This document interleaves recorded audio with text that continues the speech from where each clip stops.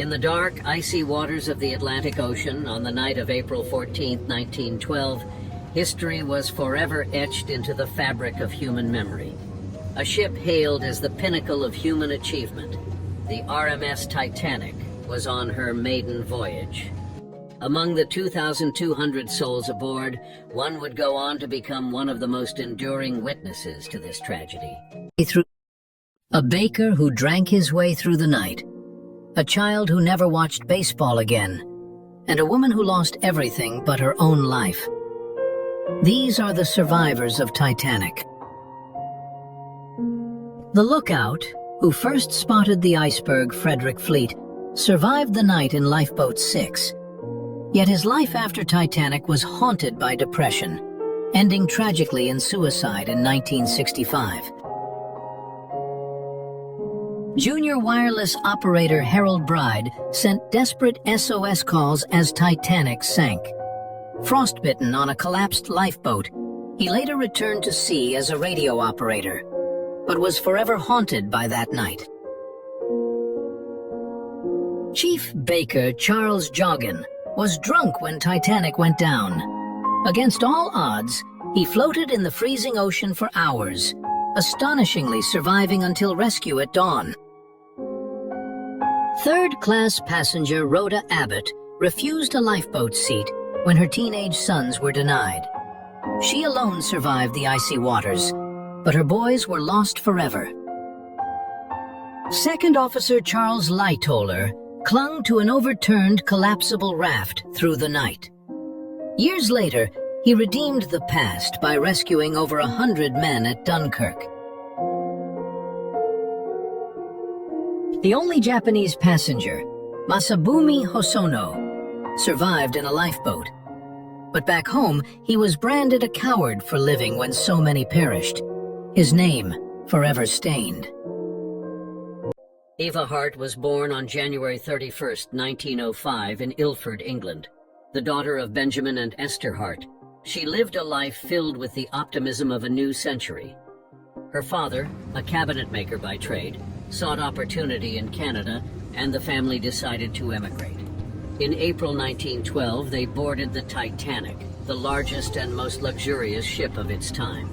For Eva, it was the beginning of an adventure, one that would forever change her life. The Titanic was a marvel of engineering, its name synonymous with grandeur and invincibility.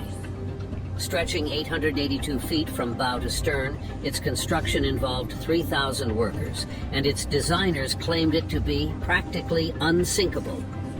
Yet as the iceberg loomed ahead, those words would become a bitter irony. Eva Hart and her parents were second-class passengers, a middle ground between the opulence of the first-class elite and the cramped quarters of steerage.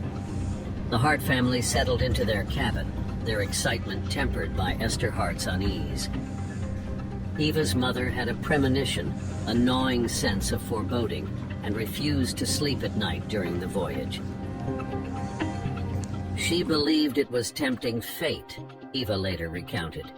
She said that only God could make something unsinkable, and to proclaim such a thing was arrogant.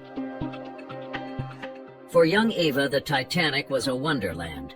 She roamed the decks, marveling at its scale and splendor. The dining saloons, the grand staircase, and the endless corridors provided an exciting backdrop to her journey. It was a world where she felt like a princess, unaware of the storm gathering on the horizon. Eva's days aboard the ship were filled with the simple joys of childhood, exploring the ship, making friends, and basking in the glow of her father's warm humor. She later described him as a happy, cheerful man who was always making jokes. But beneath the surface of this idyllic voyage lay a shadow. Her mother's anxiety was palpable, and it was her vigilance that would ultimately save Eva's life. At 11:40 p.m. on April 14, 1912, the Titanic struck an iceberg.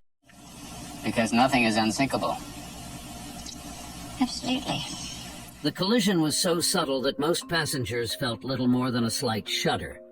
But in the hours that followed, the unthinkable unfolded. The ship, once thought indestructible, began to sink. Eva's father woke the family and led them to the upper deck. He wrapped me in a blanket, Eva recalled, and he said, "Hold your mother's hand and be a good girl." Benjamin Hart placed his wife and daughter in lifeboat number 14, ensuring their safety before stepping back into the crowd. It was the last time Eva and her mother would see him. Eva Hart's memories of the sinking were vivid and haunting. From the lifeboat, she watched as the Titanic's lights flickered and then went out. She heard the cries of the drowning, a sound that would echo in her mind for the rest of her life. The screams were terrible, she said in later years. Even as a child, I couldn't forget that.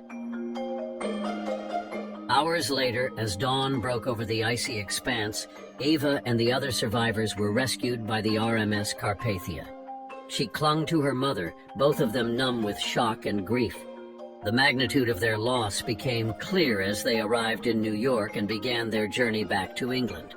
Benjamin Hart, like over 500 others, had perished in the freezing waters of the Atlantic.